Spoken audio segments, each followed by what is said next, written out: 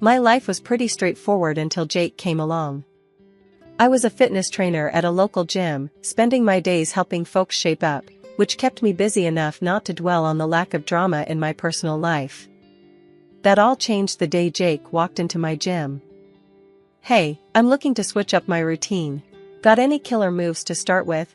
he asked, his tone light but his gaze intense. I gave him a once-over. He wasn't the usual newbie, unsure of which machine to try first.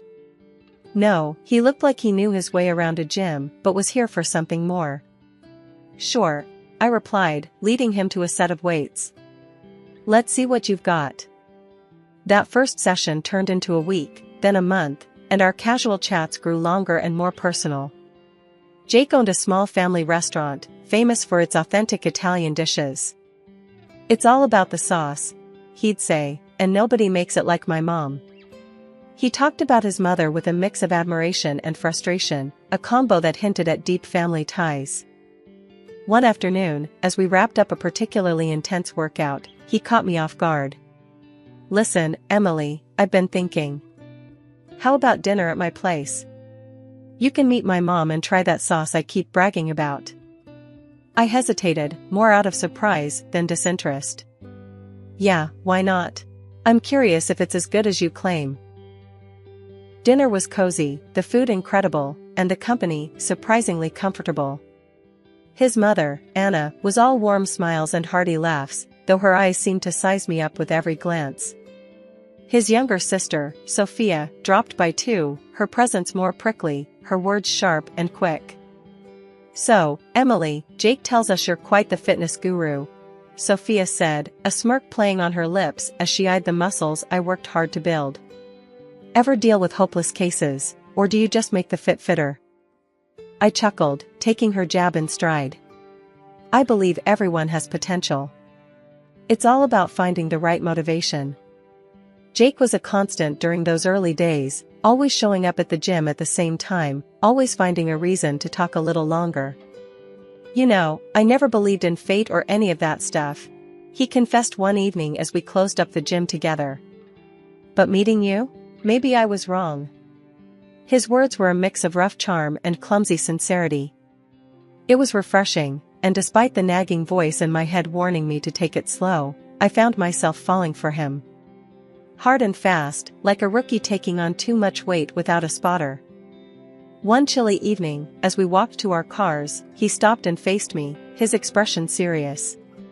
"Emily, I'm not good at this fancy talking, and I don't have a smooth line to throw your way.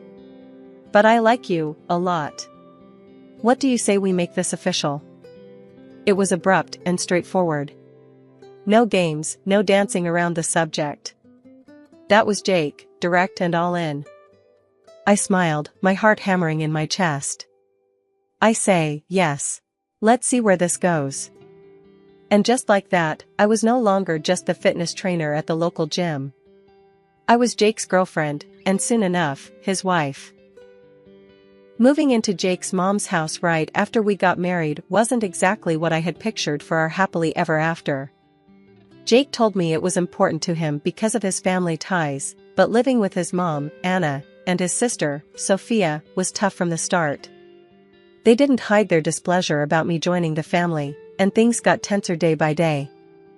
The house was always bustling, and somehow I ended up with more than my fair share of chores.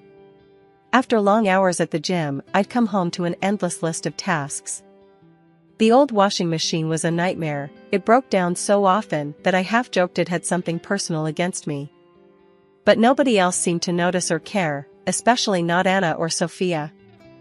I remember one evening after dinner, I was trying to fix that blasted machine again, and I could hear them in the kitchen. "She doesn't even know what she's doing," Sophia laughed, not bothering to lower her voice. "Watch, she'll flood the basement next." Their laughter echoed down the hallway, stinging more than I wanted to admit. I bit my tongue, focusing on the task at hand. It wasn't just the washing machine, it was everything. From cooking to cleaning, my efforts were just another source of entertainment for them. Cooking was the worst. Italian cuisine was sacred in this house, and my attempts were apparently blasphemous. I tried to follow Anna's recipes to the letter, but nothing seemed to work. One night, as I struggled with a supposedly simple pasta dish, Sophia hovered in the doorway. "Is that supposed to look like that?" she asked, a smirk playing on her lips. "It's nothing like Mom's." I gritted my teeth, stirring the sauce that just wouldn't thicken. "Well, I'm trying my best here." Sophia snorted. "Maybe your best isn't good enough. Did you ever think of that?" I wanted to snap back, to defend myself, but what was the point? It wouldn't change anything.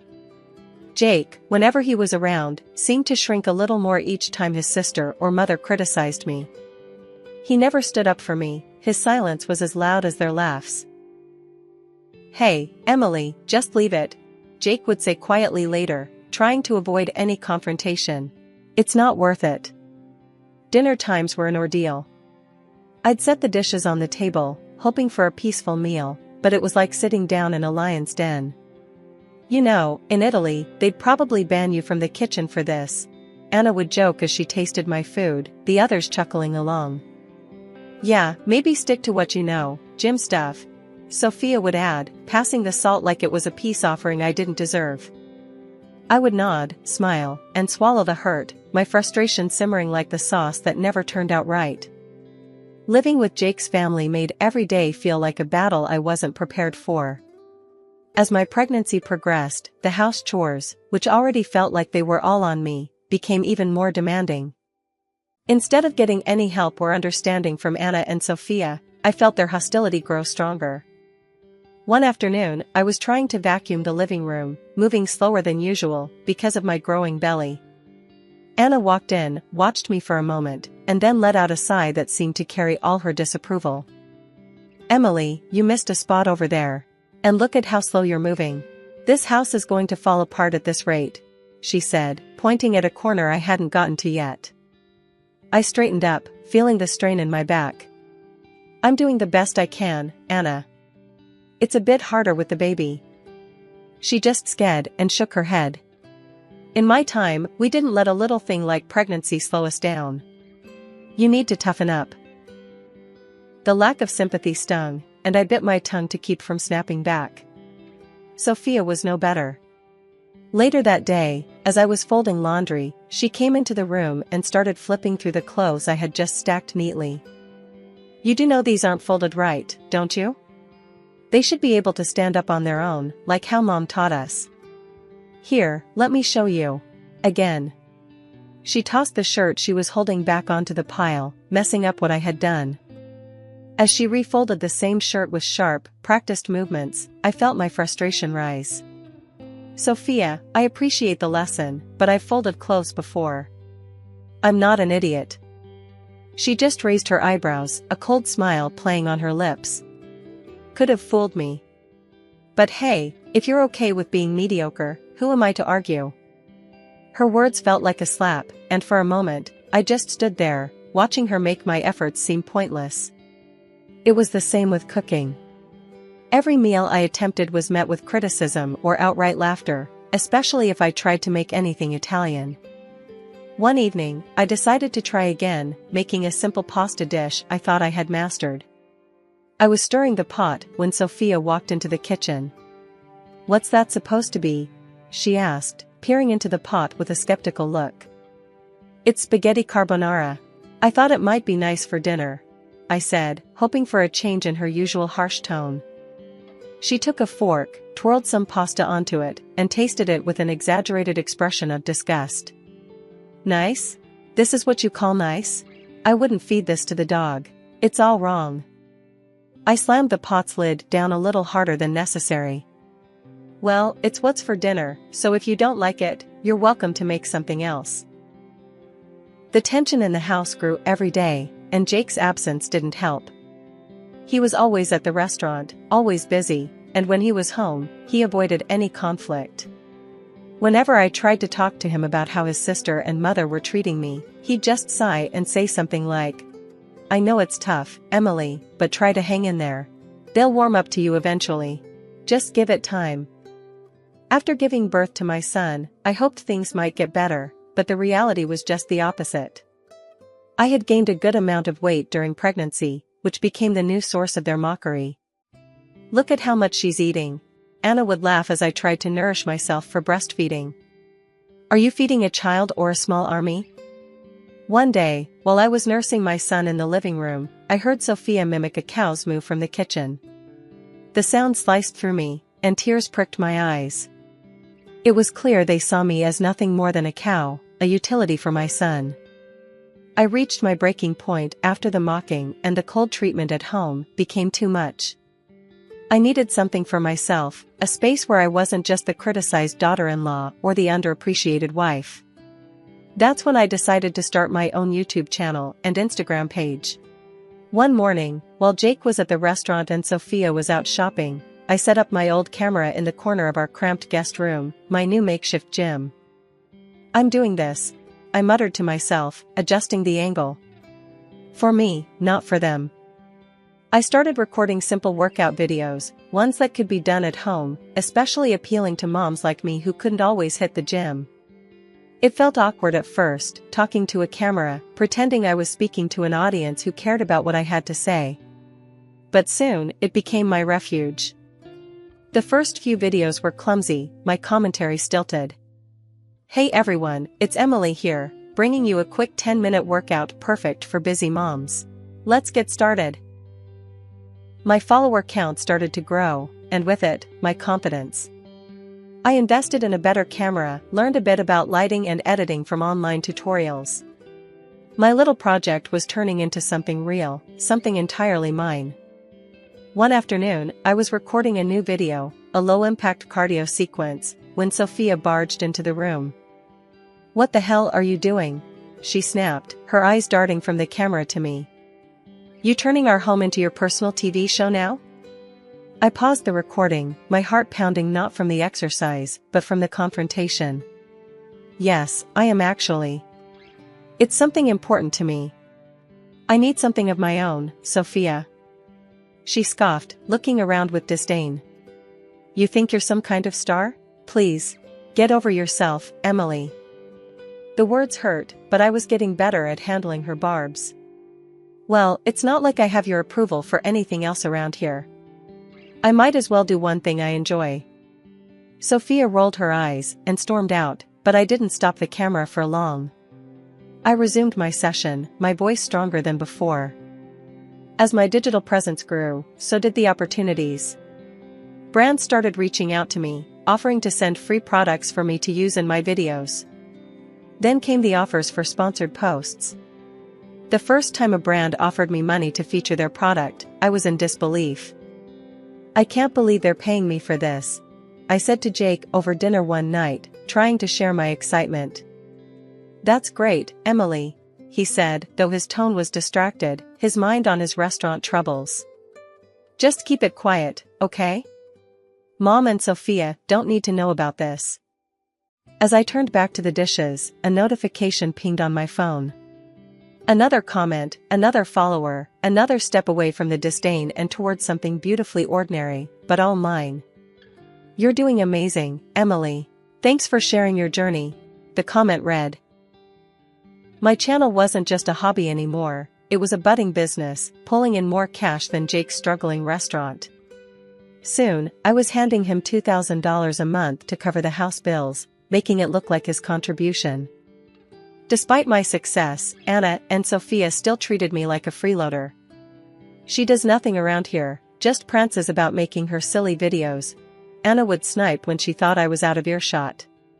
Sophia was no better, echoing her mother's sentiments and adding her own barbs about how I should be doing more housework like a real woman.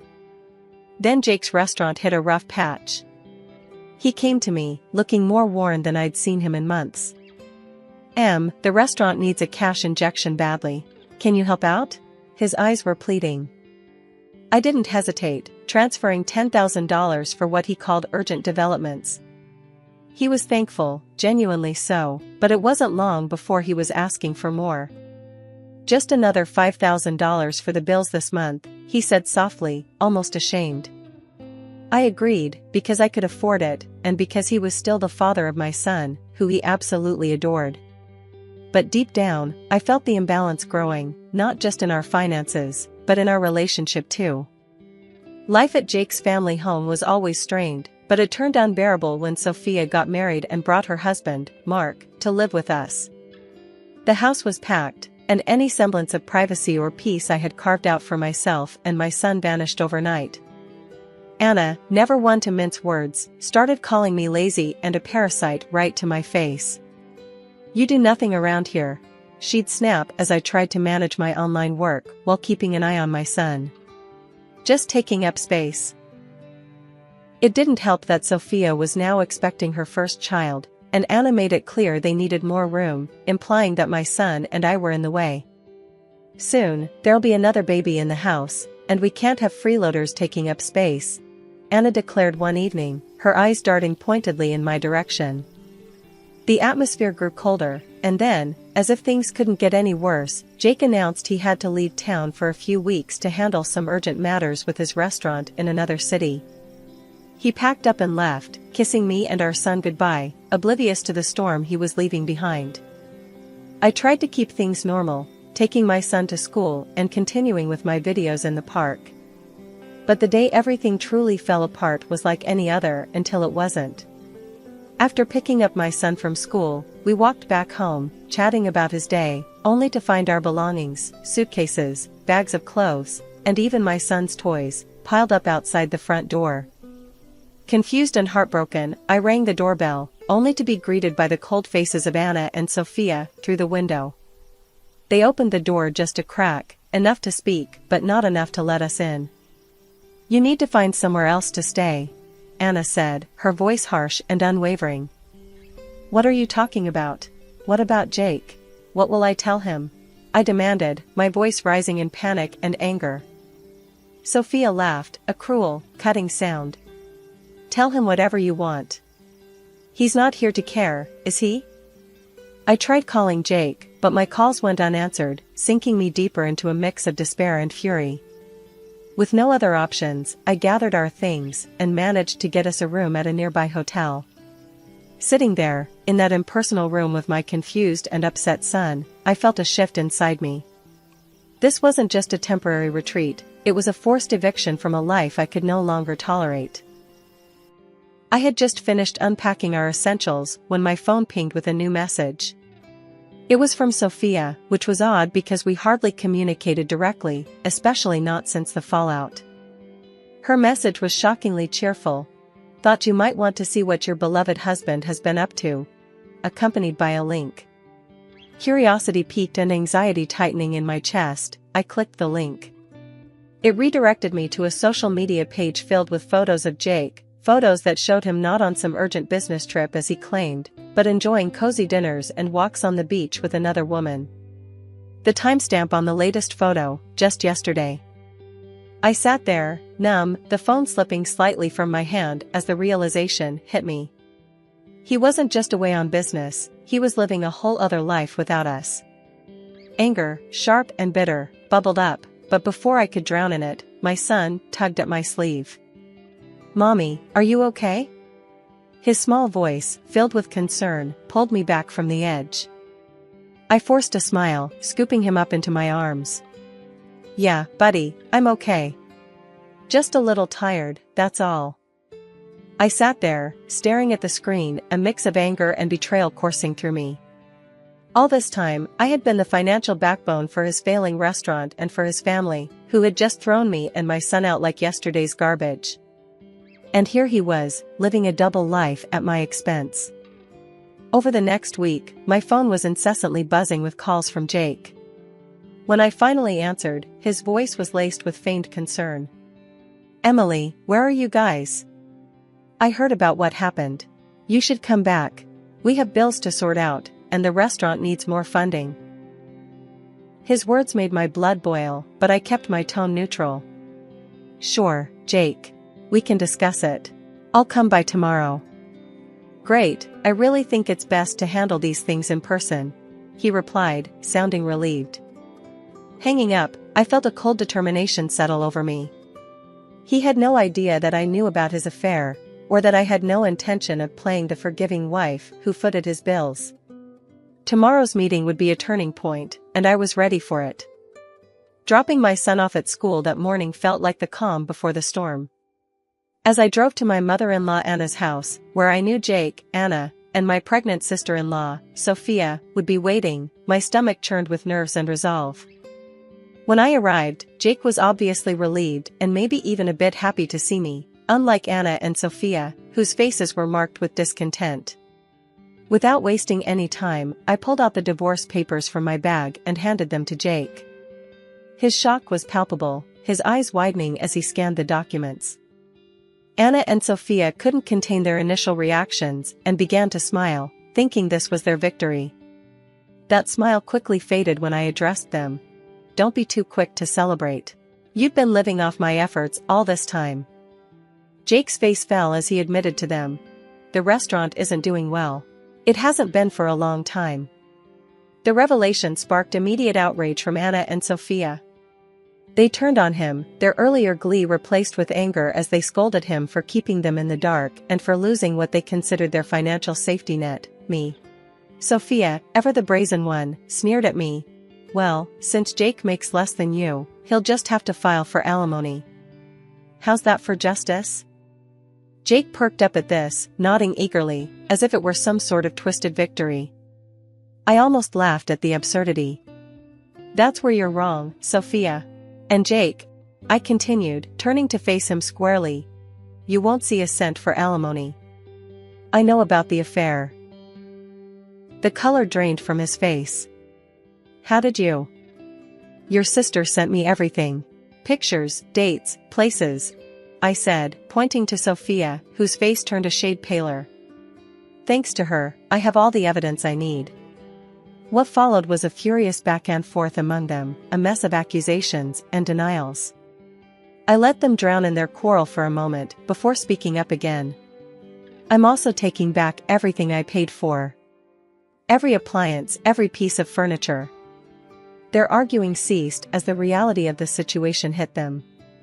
I had already arranged for movers, and as they began hauling away the refrigerator, the washing machine, the flat-screen TV, and even the fancy blender I had bought last Christmas, Anna and Sophia watched, their faces streaked with tears and disbelief.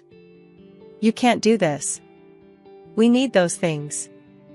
Anna cried out, her voice breaking. I did do this, and I need them too, I replied, my voice steady but not unkind. The movers continued their work, clearing out nearly half of what filled their home. As I watched them take away the last of the items, a weight lifted off my shoulders. I was no longer tied to this house, these people, or their deceit. I turned back to see Jake, who now looked small and defeated, his dreams of easy money evaporating. Take care of your sister and your mother, Jake. That's your job now, I said, not unkindly, before turning to leave. As I walked away, I knew that this was more than just a physical departure. It was my final step out of their manipulative grasp, a move towards reclaiming my life and securing a better future for my son and myself. After everything, the divorce was more of a relief than a burden.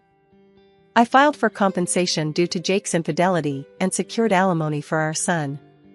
My lawyer handled everything, making the process as smooth as possible under the circumstances.